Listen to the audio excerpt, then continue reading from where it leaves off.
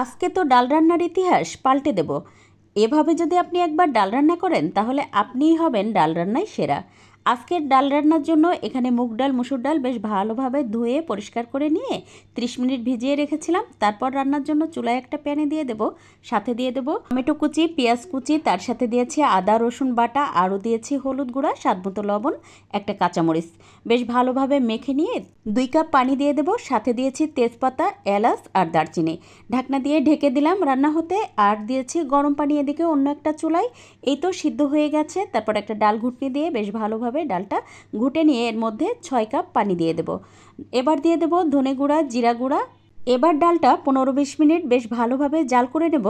এখন ডালটা ফোড়ন দেওয়ার জন্য দিয়ে দিলাম তেল, তার সাথে দিয়েছি পেঁয়াজ কুচি আর রসুন কুচি, সেই সাথে দিলাম শুকনো মরিচ। এবার এটা বেশ ভালোভাবে ভেজে নিয়ে সরাসরি ডালের মধ্যে দিয়ে দেব। আর এখন এটা 1 মিনিট মতো রান্না করে নেব। চুলা বন্ধ করে দিয়ে দেব কাঁচামরিচ আর ধনেপাতা কুচি।